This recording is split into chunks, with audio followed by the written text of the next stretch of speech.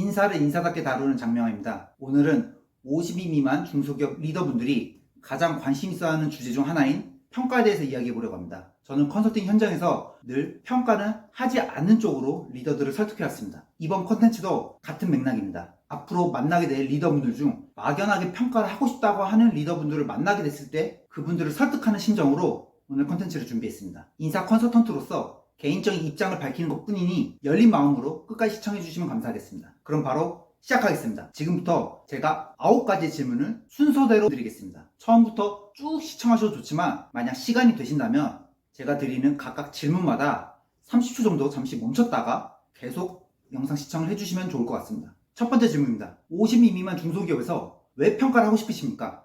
여러 이유가 떠오르실 겁니다. 잠시 멈추고 30초 정도 고민해 보십시오. 혹시 보상을 위해서라고 생각하셨을까요? 또는 평가 없이 어떻게 공정한 보상을 할 수 있나? 라고 떠올리셨을까요? 제 예상과 다른 이유를 생각하신 분도 있겠지만 계속 이어서 시청해 주십시오. 두 번째 질문입니다. 평가를 하면 공정한 보상이 가능합니까? 잠시 멈추고 생각해 보시죠. 참고로 저는 공정한 평가는 존재하지 않는다고 보는 컨설턴트입니다. 세 번째 질문입니다. 공정한 보상은 왜 하려고 하시는 겁니까?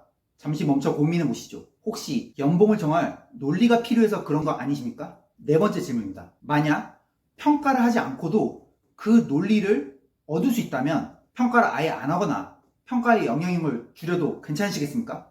잠시 생각해 보신 후 이어서 시청해 주십시오. 만약 아니다, 연봉을 정할 논리는 오직 평가로만 가능하다고 생각하신다면 이 영상은 여기서 멈추셔도 좋습니다. 그 경우에는 제가 설득에 실패한 겁니다. 하지만 평가 없이도 보상을 정할 수 있는 다른 논리가 궁금하시다면 계속해서 시청해 주십시오. 다섯 번째 질문입니다. 다시 처음으로 돌아가겠습니다.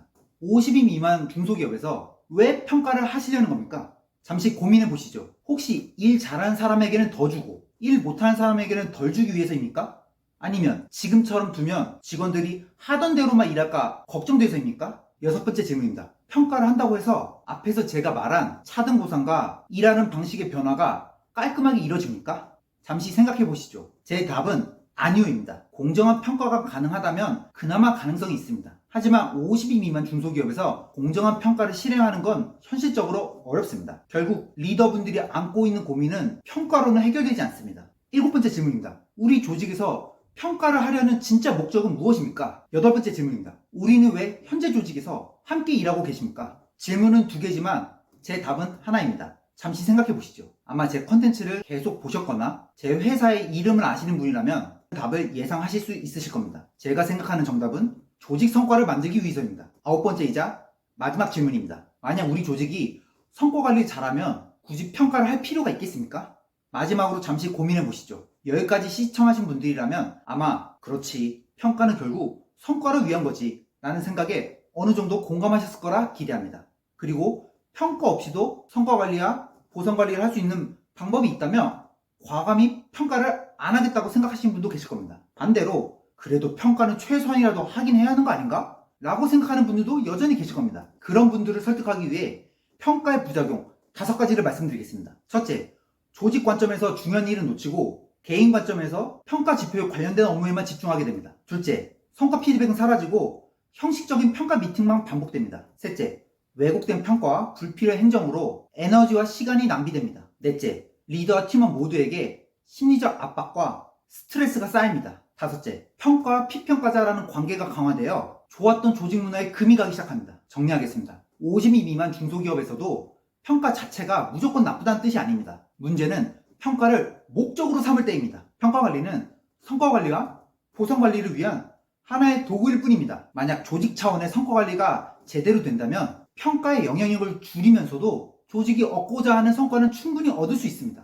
중소기업 리더 여러분, 아직까지 이 영상을 시청하고 계신다면 2가지 중 1가지 가능성이 높습니다. 첫째, 아직 우리 조직에 평가를 도입하진 않았지만 지금까지 평가 도입을 진지하게 고민하고 있었던 경우. 둘째, 이미 우리 조직에 평가를 도입했지만 여러 부작용을 겪어 더 나은 방법을 찾는 경우. 어떤 상황이든 평가를 통해 다양한 인사 문제를 쉽게 해결하고 싶은 생각이시라면 그건 잘못된 선택입니다. 인사관리에서 시간과 관심 없이 문제를 쉽게 해결할 수 있는 만병통치약은 없습니다. 현대 경영학의 아버지 피터 드러커의 명언을 전하며 이번 영상을 마무리하겠습니다. 하지 말아야 할 것을 효율적으로 하는 것보다 더 비생산적인 것은 없다. 한 줄 요약입니다. 50인 미만 중소기업에서 평가를 잘 하려는 노력은 비생산적입니다.